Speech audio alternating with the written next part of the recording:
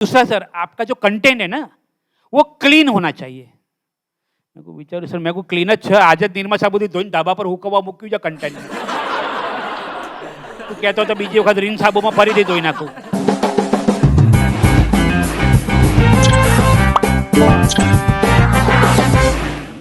પહેલાં તો સૌથી જેવું ઓપન માઇક ડિક્લેર થાય ને તો મને બધા પૂછપૂછ કરે છે, ફોર્મ ભર્યું. એટલે મેં કહું શેનું લે ફોર્મ આવ્યું છે? મેં કહું ઓપન માઇક તું ફોર્મ નહીં ભર્યું છે, શું વાત કરે છે? સમાજમાંથી કાઢી મૂકવા આવશે તને? મેં કહું ભાઈ ઓપન માઇક છે, ભાઈ ફોર્મ ભર્યું. ફોર્મમાં પછી એ લોકો અલગ અલગ વસ્તુ પૂછે, તમારું નામ, નંબર, તમે શું પરફોર્મ કરવાનું છે, 5-6 ઓપ્શન હોય. મેં કહું સાલું શું કરું, ગાતા તો મને આવડતું નથી, ડાન્સમાં ફાવશે નહીં, પોએટ્રી તો હું બહુ ખરાબ કરું છું, સ્ટેન્ડઅપ જ કરું. એક કામ કરું, સ્ટેન્ડઅપનું ભાઈ ભરું. પછી એ લોકો મને પૂછે પાછા કે તમારે કોઈ પણ એક પરફોર્મન્સની લિંક પેસ્ટ કરો, અહીંયા એટેચ કરો. મેં મારું પરફોર્મન્સની લિંક તો છે જ નહીં. મેં યુટ્યુબ પર જઈને સંદીપ મહેશ્વરના વિડીયોની લિંક મૂકી દીધી. પછી બધું ફોર્મ ભરી. મેં બહુ ફોર્મ ભર્યા, લાંબુ છે. પછી ભરી દીધું. પછી મેં ગ્રુપમાં મેસેજ બી નાખ્યો કે મેં ફોર્મ ભરી દીધું છે. મને કે હા બહુ જ બધા તમે ભર્યું કરો. ભર્યા પછી તમે ભૂલી જાઓ નોર્મલી. સારું, કારણ કે તમે કામમાં બીજી થઈ જાઓ, ભરી જાઓ. અચાનક ફોન આવે, સર મેં નૈના બોલ રહી હું, ઓર સુનાઈએ.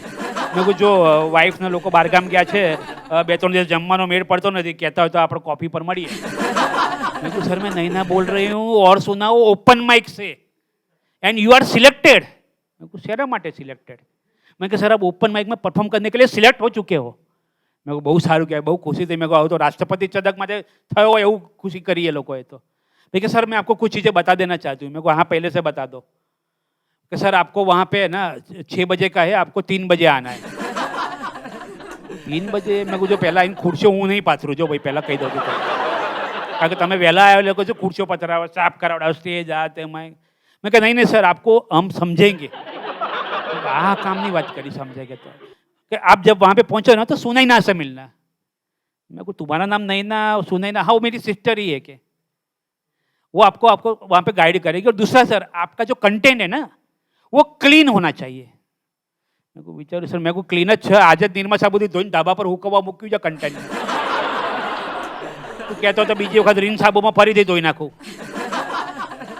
પછી ના, હું એક્ઝેક્ટ ટાઈમ પહોંચી ગયો. 3 વાગે ખુરશીઓ ગોઠવાઈ, સાફ સફાઈ કરી, બધું જ કર્યું. પછી અમે એક સરસ મજાના મેડમ આવ્યા કે મેરા નામ સુનૈના है, आप सब परफॉर्मर आ जाइए यहाँ पे. બધા જોથી ડિટેલ લીધી, તમે શું કરો છો બધું તમે ડિટેલમાં કહો. મેં તો પહેલેથી ચાલુ કર્યું હતું કે જો ને 1971માં મારો જન્મ થયો. ગામવાળા ખુશ નહોતા એટલા બધા, પણ કારણ કે એ દિવસે 17 જણા જન્મ્યા હતા. ડૉક્ટરોની અછત. મેં કે એવું બધું નહીં જોતું સર, અમારે તમારા આર્ટ ફોર્મમાં કંઈ જ ના આવ્યા. મેં કહું કે ધક્કો મારે એટલે હું કોમેડી કરવા આવી ગયો. મેં કે એ બધી ડિટેલ લખો, મેં કેટલા શો કર્યા, ક્યાં કર્યા, કોની જોડે કામ કર્યું, બધી ડિટેલ લીધી. 4 પાના ભર્યા છો ને એને. આટલું બધું કહે તો સારું છે મારા માટે, કારણ કે 1500 જણા અમે બેઠા હોય, આપણું આમ વાહવા થઈ જાય કે ભાઈ આટલું બધું ખબર પડે. પણ જ્યારે પ્રોગ્રામ ચાલુ થયો ને સર, જેવો પ્રોગ્રામ ચાલુ થયો ને ત્યારે લેટ્સ વેલકમ કેડી. હું બેન પેલું ક્યારે બોલશો તમે 4 પાનાનું? અત્યારે ટાઈમ નથી સર, ફટાફટ આવો તમે. અને તો આ લોકો બહુ શોર્ટ ફોર્મમાં કરી નાખ્યું છે. લેટ્સ વેલકમ કેડી કરો ને એટલે લોકો છે ને નીચે જોવો કે હમણાં કીડી આવશે. અને પાછળથી મારા જેવો મકોડો બહાર આવ્યા. અમારે એન્જિનિયરિંગ ભાષામાં એને શું કહેવાય કે ભાઈ એક્સપેક્ટેશન વર્સિસ રિયાલિટી. મેળ જ ના પડતો. છતાં એક પ્રશ્ન પૂછ્યો, ચલો ઘણા લોકો નહીં હોય, કે સૌથી પહેલું ઓપન માઇક કોણે કર્યું છે? આ કન્સેપ્ટ પરથી તમને ખબર પડી? સૌથી પહેલું ઓપન માઇક કોણે કર્યું હતું, ક્યાં થયું હતું સર? તમારે ગૂગલ કરવાની છૂટ છે સર, કોઈને બી. હું આજે તમને શીખવાડીને જઈશ. સૌથી પહેલું ઓપન માઇક કર્યું હતું સોલેની અંદર ગબ્બર સિંઘે. યાદ કર્યું છે. ફોર્મ નહોતું ભરાયું, બસંતીને ડાયરેક્ટ ઉઠીને લઈને આવ્યા હતા, પરફોર્મ કર, નાચ.